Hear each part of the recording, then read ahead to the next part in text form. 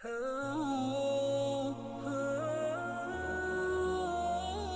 دن حضرت صلی اللہ علیہ وسلم لوگوں میں تشریف فرما تھے کہ آپ کے پاس ایک شخص آیا اور پوچھنے لگا کہ ایمان کسے کہتے ہیں۔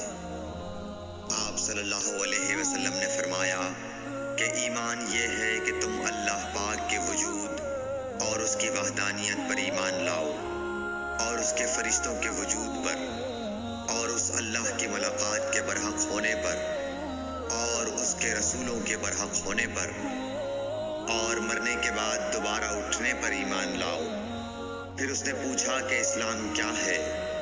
آپ صلی اللہ علیہ وسلم نے پھر جواب دیا کہ اسلام یہ ہے کہ تم خالص اللہ کی عبادت کرو اور اس کے ساتھ کسی کو شریک نہ بناؤ، اور نماز قائم کرو، اور زکوٰۃ فرض ادا کرو، اور رمضان کے روزے رکھو۔ پھر اس نے احسان کے متعلق پوچھا۔ آپ صلی اللہ علیہ وسلم نے فرمایا، احسان یہ ہے کہ تم اللہ کی عبادت اس طرح کرو گویا تم اسے دیکھ رہے ہو۔ اگر یہ درجہ نہ حاصل ہو تو پھر یہ تو سمجھو کہ وہ تم کو دیکھ رہا ہے۔ پھر اس نے پوچھا کہ قیامت کب آئے گی؟ آپ صلی اللہ علیہ وسلم نے فرمایا کہ اس کے بارے میں جواب دینے والا پوچھنے والے سے کچھ زیادہ نہیں جانتا، البتہ میں تمہیں اس کی نشانیاں بتلا سکتا ہوں۔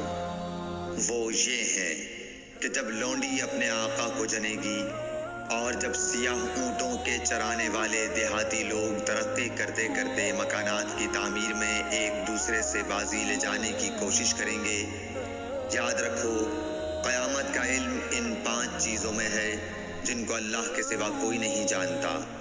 پھر آپ صلی اللہ علیہ وسلم نے یہ آیت پڑھی کہ اللہ ہی کو قیامت کا علم ہے کہ وہ کب ہوگی۔ پھر وہ پوچھنے والا پیٹھ پھیر کر جانے لگا۔ آپ نے فرمایا کہ اسے واپس بلا کر لاؤ۔ لوگ دوڑ پڑے مگر وہ کہیں نظر نہیں آیا۔ آپ صلی اللہ علیہ وسلم نے فرمایا کہ یہ جبرائیل علیہ السلام تھے جو لوگوں کو ان کا دین سکھانے آئے تھے۔ صحیح بخاری حدیث نمبر 50۔